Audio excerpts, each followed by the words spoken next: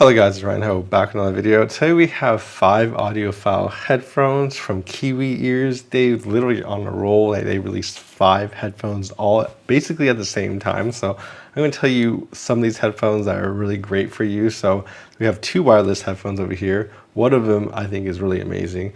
And we also have 3 wired headphones right here. And there's also one of these that I would recommend over the other ones. And, you know, hint, it's not the one you think it is. And this one's actually the most expensive headphone here for $350. It's really nice, fancy wood cups. And then this one is the cheapest one at $50. And then these 2 wireless ones, I think this is about 80 and this is 90 respectively. And then we have the Ellipse right here, which is like 75. I think it's on sale for less, for like 60 or something. So yeah. All right, so let's just dive into this right away. So we have the cheapest one on the table. This is a wired headphone. This is the Kiwi Ears Division. And this one is, you know, $50. It's a little creaky, but honestly, for the price is pretty decent. But it's not going to be as good as any of the other ones on this table because for $50, getting a good driver and a nice build quality is pretty hard. But honestly, it has nice soft pads.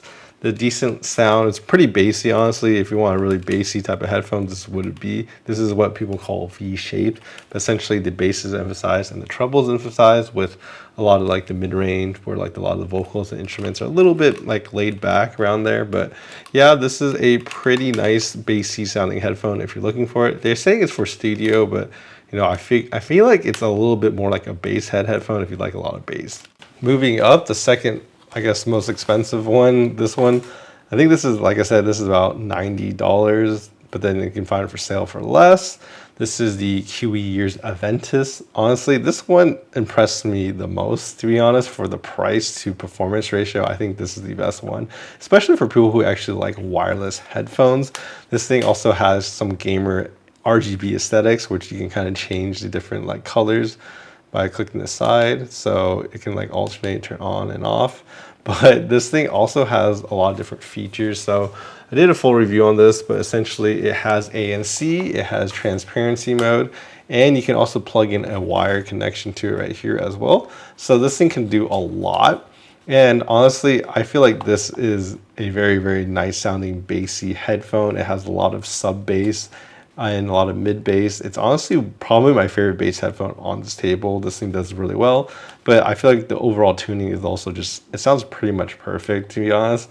If you listen to the wireless mode, it has a little bit of, I guess, what people call digital EQ applied to it, and that kind of makes it sound really good. When you listen to wired mode, it has just a little bit less treble. I feel like the best way to listen to this is honestly in its wireless mode if you want it to be easy, but in wired mode, the interesting thing about it is these pads are actually like really soft, but you can actually turn them around and take them off. And inside here, there's actually this foam right here, and this foam actually can be taken out. And this foam, what it does is it really reduces the treble, and you can just kind of remove this and then take it out, or you can just kind of put it back in whenever you want. But really, I find that if you're gonna listen to wired mode, I would take out the foam. That's basically it. And of course, the other thing I want to talk about is this driver. So the Kiwi ears, actually 3 of their headphones have dual driver configurations, which is honestly very uncommon that anyone even uses 2 different drivers. But you can see it has the standard dynamic driver on the outside, and it has a small dynamic driver, I guess a tweeter on the inside to play like the higher frequencies, like the treble. You can say it's just kind of like multi-driver IEMs. The outside does more like the bass and the mid-range and specialize in that, and then the small one in the middle just has to focus on playing the treble. And yeah, honestly, I think it does a fantastic job of just getting a lot of, I guess, dynamics in the bass, so you can hear a lot of like the rumble and explosions a lot. I feel like this headphone does a really good job, and it has just really deep sub bass and bass while having pretty clear treble as well with this. So honestly, it's a very, very nicely tuned headphone with a special driver, with all the features that you want. This is a pretty nice headphone. And I think the way this one compares to the other wireless headphone, which is the Ardor. So the Ardor is kind of what it looks like. It looks like a Bose headphone or a Sony headphone, but a little bit fancier with this like fake leather outside, or maybe it's real leather, but it's most likely fake. It's a really nice aesthetic. that it has on there, but this really looks like a lifestyle headphone, and I feel like that's really where it excels at.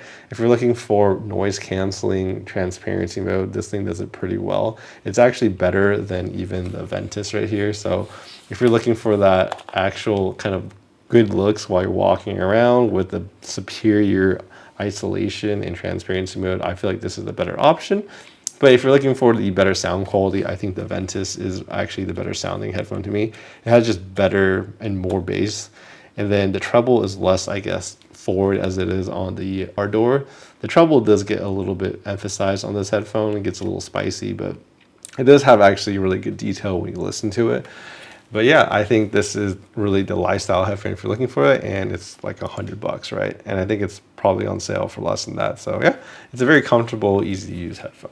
I actually kind of skipped this headphone. This is a wired headphone. It's actually an open back headphone. This thing is honestly one of my favorite ones they have. This thing has, like I said, this is the only open back headphone on this list. It's actually $75, but I think it's even cheaper than that. It's on sale for like 60 or something. Honestly, this thing is an incredible value compared to even, I guess, the Division. The build quality increase for like the extra like $25 is just insane. Like you get a bunch of metals on this on the outside. The grill is really nice as well. You have even better pads and this nice kind of headband. Everything just seems to be improved on it in the sense of a build quality. But even the driver is just excellent. I think this is one of the nicest bass sounding headphones for an open back I've ever heard. I think that's the best part about it. You can definitely hear the bass and the sub bass on this headphone. It definitely has a boost in the bass, which makes it sound really good. And it has a nice mid range. I would say the treble of this is a little bit more reserved. I think that's the one thing about this headphone is if you want like a lot of treble, you're probably better off with something like the Ardor or the Aventus. But honestly, for open back headphone with nice bass, I feel like this headphone really achieved that with a nice build quality and an amazing price point. So I definitely recommend this headphone if you're looking for that open back experience. And then of course, the big boy, this is the Kiwi Ears Athea. I think that's how you say it. This thing is probably one of the best built headphones ever. This thing is honestly a looker. The wood is just really amazing. It looks very premium. It has this nice metal kind of band and ear cup design. It kind of does all the kind of the motions, the pivot, the swivels that you can do. And it has the very Apple-like kind of extensions over here. So you can kind of, you know, pull this up and down like this, and then kind of goes up. So it has this like pressure type of fit side, which is really nice and premium feeling. I did notice though that like it sometimes loosens up when I don't want it. That's the only thing about these type of designs that, you know, I don't necessarily like unless they're like, you know, dialed in exactly like the Apple AirPods Max.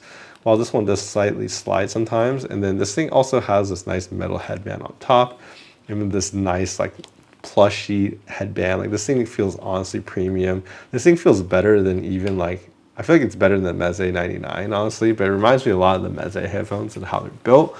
So yeah, the build quality of this is pretty insane. And then of course these ear cups are really nice with these kind of nice kind of plushy ear pads right here. And then this one also has a dual driver, right? So like I said, the Aventus has the dual driver. The Ardor actually has a dual driver as well.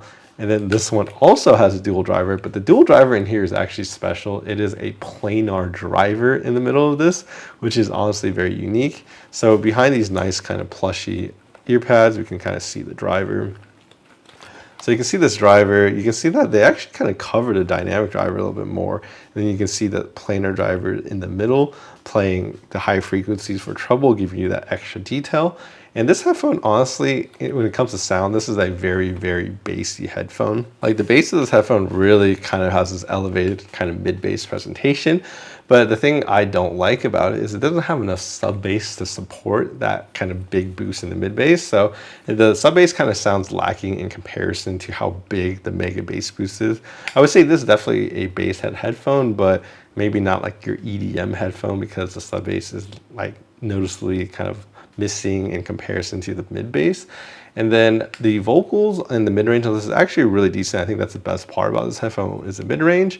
And then for the treble, that's where it gets a little bit more smooth sounding. So you get a little bit of the kind of upper mid range where a lot of like the vocals are, but on the very like top end of the treble, where a lot of like the air, the cymbals, the higher frequencies are all very kind of muted on this headphone. So that's one thing that, you know, people might want more of. I guess more extension is what people would call it. But overall, I find this to be a very bassy but smooth headphone.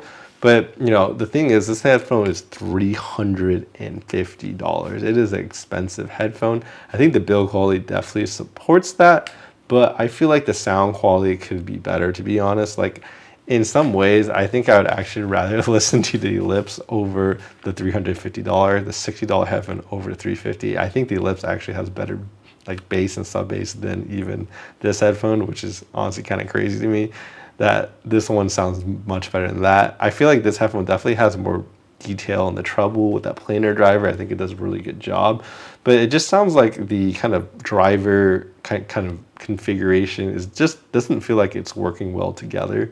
It sounds a little bit disjointed, honestly, to me. And I feel like, you know, if they actually just increase the sub bass a little bit more, it would be better, and just increase a little bit of the upper kind of treble frequencies too would help this headphone. But as it is at $350, I like the build, but it's kind of hard to recommend it for sound, honestly. So I would probably skip this one.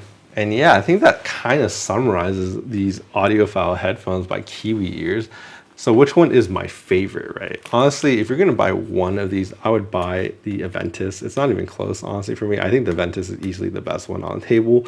And this is actually not even as expensive. This one, like I said, this is $90, this is $100, and this is $350. And I think this one is the best sounding one easily across the board. Just the down low bass, sub bass is like one of the best basses I've ever heard. Super clean.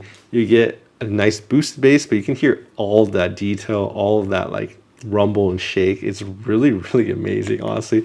And then of course the treble of this is also very smooth in the stock formation with a kind of foam in there. If you want to experience more treble, you can take out the foam and then you'll have more treble detail. So this thing is very versatile, and it also sounds really good through wired too. So like, this is pretty much my favorite headphone here.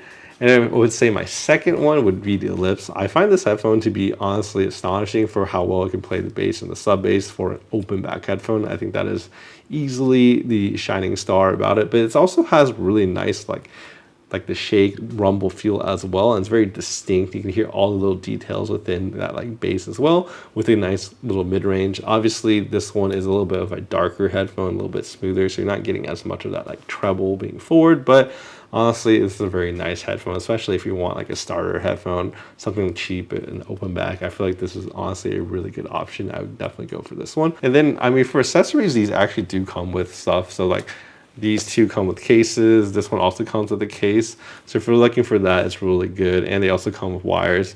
So this one could also be kind of connected through 3.5 millimeter as well. But yeah, they do come with a lot of accessories as well, which is nice with them too. Anyways, I hope this video helped you guys decide.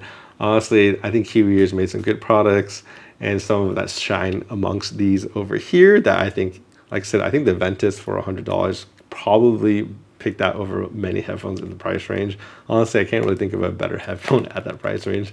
So definitely the Aventus is the winner. Anyways, if you guys enjoyed this video, you guys check out my other one. I did more dedicated review of these two headphones actually in previous video. And of course, I have other kind of headphone related videos on my channel if you guys are interested. Anyways, I'll see you guys in the next video.